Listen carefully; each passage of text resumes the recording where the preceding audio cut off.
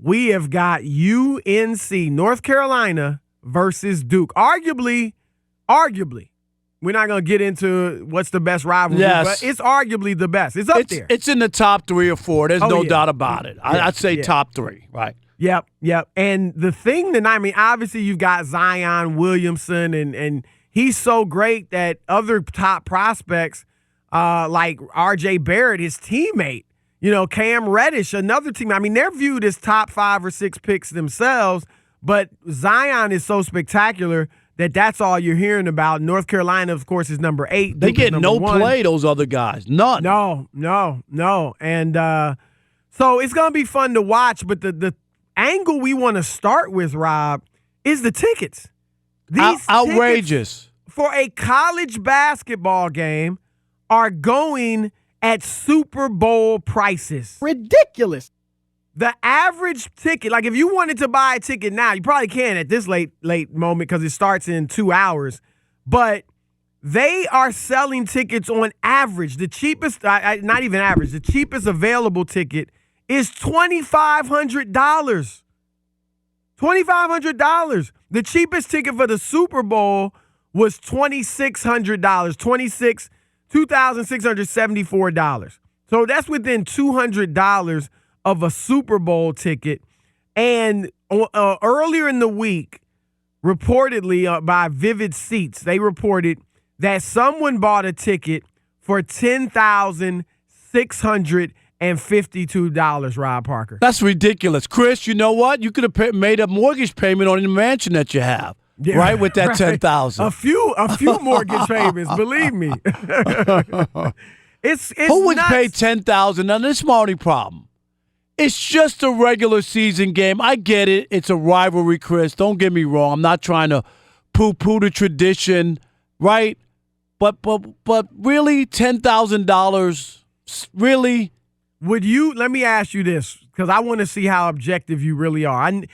Everything you say has a baseball slant. No, it doesn't. So let me ask you this. Red Sox, Yankees, big-time regular season game. And take off your reporter's cap because, act like you don't go all the time or whenever you want. Okay. Would you pay $10,000 to go to one game? No way, no how. Not even close. What if they only played twice a year? Don't care. I wouldn't pay $10,000 to go to a ball game. I'm serious. Now, if you told me I was a lifelong fan, I'm just throwing this out. It's a hypothetical, please. That I'm a lifelong fan of the Detroit Lions, and I'm 80 years old, and they make it to the Super Bowl finally, right, Chris? After all these years. And I could get a seat to finally watch my team in the Super Bowl, and I would pay $5,000.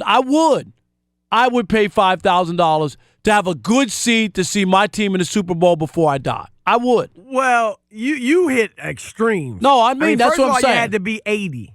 But it would have college, to be. The grandkids are in college. I'm spending the.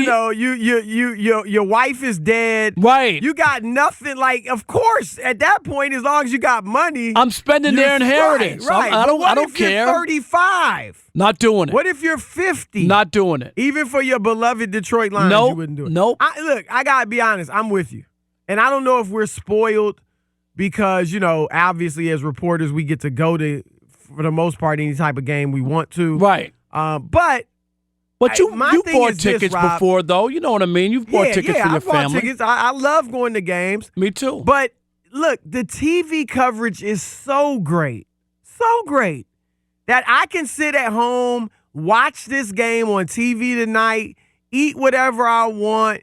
I'm going to get replays. I'm going to get good commentary. I'm sorry. Now, I would go if I don't have to pay too much money and I have a great seat because it's going to be fun. The atmosphere is going to be tremendous. There's nothing like a great college basketball game, a hyped college basketball game in a great arena. And you know what, Chris? The spirit of a college basketball game, pro games don't match it. It's just, it's great, but I wouldn't pay $2,500 or $10,000. No, but the point you make, as great as the TV picture is and as great as the seat is at home, I'm telling you, a really good game in the right atmosphere with the crowd, there's nothing like it. There's still something about going to games that I do like. True. Am I right? True. Even with the biggest TV and surround if I can go sound. there for a reasonable price, right. I'm there. Absolutely. No question about it. But to me, these are unreasonable prices. Unless you're just filthy rich. And to be honest, hopefully the people paying these prices are filthy rich. We shared our view. These guys deserve to get paid. We don't want to get bogged down in specifics right now. Exactly. But bottom line is they are in every way treated like professionals. Or, they're covered like professionals. They're making billions of dollars for their sport. The NCAA has a $6 billion TV deal with CBS, Chris, for this March Madness. $6 billion? $6 billion with a B. That's how big the tournament is. That's way bigger than the NBA's deal. Yes. That tournament is unbelievable because it involves so many schools and touches the whole country. You know that. Yep, it's unbelievable. Yep. So anyway, Wow. let's do that. Do you think the kids should get paid? And on this night for the big rivalry, no one's showing their student ID to get into the game tonight. They're paying cash money. Jake in Oregon, you're on the Odd Couple, Fox Sports Radio. What you got, Jake? Hey, guys. How's it going? Doing great. We're good, man. All right. Hey, so I want to know, where does tuition factor into this? So $60,000 to go to Duke, $30,000 out of state at UNC. Do we not factor that in? Sure we do, Jake. But you know what? $6 billion covers tuition. Way more. If you told me that CBS paid the tuition for all the students and the schools didn't make a profit, it was a non-profit, and they only paid the expenses for them to travel and for their education, I'm all for it. But the universities, go look, Jake, they all pocket millions off the kids. There's no doubt that the university is pocketing money from this. And that's a separate discussion. But I think before we mischaracterize it as they're getting nothing, we have to acknowledge that tuition is a huge, huge amount of money to pay for these athletes. Now, I know you don't want to get bogged down into specifics, but you either take away tuition, start paying them, which then you have to divide it among all these thousands of athletes. No, you don't. No, you don't. No, you don't. Basketball and football. That's right. Those if you are don't, the ones making money. The other sports so what happens when women's basketball cites Title IX and says, look, we should be treated like that? They're not making money. You should be paid from the revenue that comes in. If there's no revenue, you get no money. Every teacher, every professor at the school like that, isn't trained. I agree. Look, I don't need to pay the swimmers. Yes. I don't need to pay the women's players. I don't need to pay the fencers, the wrestlers, the baseball players. Right, no. Baseball, basketball, and football. Period. If you generate revenue, you should get a piece of it. If you don't, you know what you get from zero, Chris? Zero. That's what you get. I'm sorry. And you know what? It's different schools, Chris. You know you went to Oberlin. I went to Columbia J School. There's certain schools that bring in way more money than other degree programs. Am I right? No question. And they get taken care of better because they bring in bigger money. It's just that simple. Yeah, and look, obviously scholarships, that is legit. But let's not fool ourselves. These guys, we've said it, they're there for 1 year. Yep. They're not there. I'm just keeping Most it real. of them aren't there. They're not there to get their education. And the school didn't bring them there for that. They brought them to make money off of them playing for their basketball program. Right. Years ago, you remember our former colleague. He's still, he's with us at Fox too and the old network, Robert Smith. Yep. He quit for a moment at Ohio State because he wanted to be a doctor. And he was told by a coach. This is way back in the 90s. He was told by a coach, you're spending too much time in class. Yes. It ain't about education.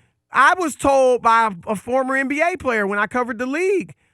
He told me, look, you can't get a legitimate – it's very difficult to get an engineering or, some really hard subject. It's tough to get your degree in 4 years.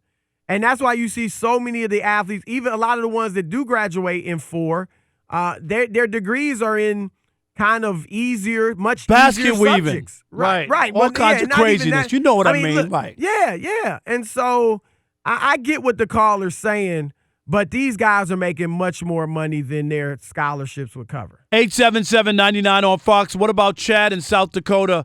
You're on the Odd Couple Fox Sports Radio.